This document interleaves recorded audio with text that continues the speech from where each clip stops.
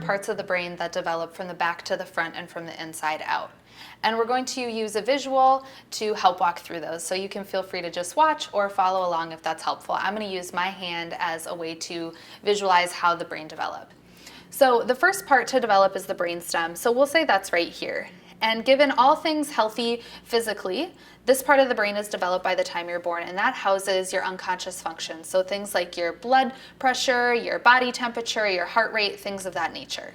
The second major part of the brain to develop is the midbrain. So we'll say that's right here.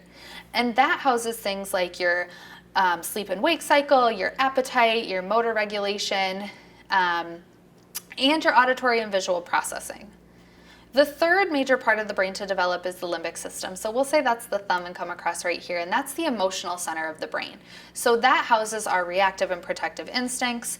That's where fear lives. That's also where attachment and sexual behavior is housed. And it's a really robust part of the brain that we rely heavily on during our formative years. The last part of the brain to develop is the prefrontal cortex. So we'll fold that right over. That's the part of the brain that develops right behind the forehead. And this houses what many call executive skills or executive functions. So those are things like your ability to plan ahead, your ability to think critically and delay gratification, to focus your attention, and your ability to introspect, your ability to look inward, say, what am I experiencing and why? And it also houses your abilities and skills to regulate emotions and control impulses that are happening in the limbic system. While this is the last part of the brain to develop, it is critical in order to thrive into adulthood.